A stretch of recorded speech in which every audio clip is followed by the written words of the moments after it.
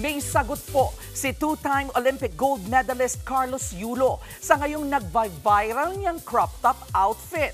Nasa frontline ng balitang yan, si MJ Marfori. Siguro huwag ka lang mahiya.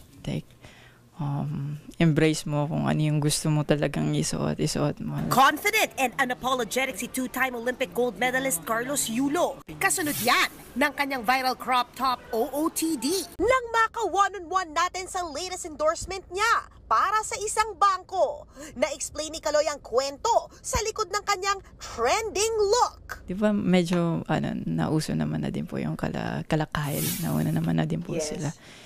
And actually, nagtitrip-trip lang po kami kasi napasobra lang po talaga yun ng bili. And sige, tatry ko. Comfortable din naman po pala. At dahil locked and loaded si Carlos, blessing din daw ang pagiging bank ambassador niya dahil may kaakibat na financial managers na tumutulong ngayon sa kanya. I-handle ang daang milyong kinita niya dahil sa kanyang panalo sa Olympics. Aminado siya na wala raw siyang gaanong financial literacy noon para sa mga nagwo-worry na marites. In good hands daw ang pera ni Kaloy at secure na secure daw ito.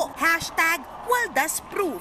Blessing po na inalign ako doon ni Lord na matulungan ako sa ganun. And syempre, wala po akong alam sa pagdating sa financial po kasi bago lang din naman po ako pero yung mga naipon ko po, tinuruan nila ako paano i-invest siya and kung paano mas palaguin po. Ang ugali raw ni Kaloy pagdating sa pera.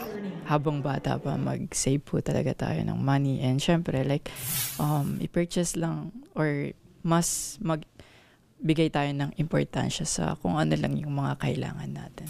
Malapit na pala matapos ang bakasyon ng gold medalist dahil this November. Magsisimula na ang training ni Kaloy dahil balak niya mag-compete sa Asian, World at SEA Games. In preparation na rin para sa susunod na Olympics. Nagbabalita mula sa Frontline, MJ Marfori, News 5. Mga kapatid, ito po ang inyong K-Alaman Queen, Kalad Karen. Always remember na ang K-Alaman ay K-Yamanan. Kaya para sa latest showbiz news at dagdag impormasyon, mag-follow at mag-subscribe sa social media pages ng News 5. Okay?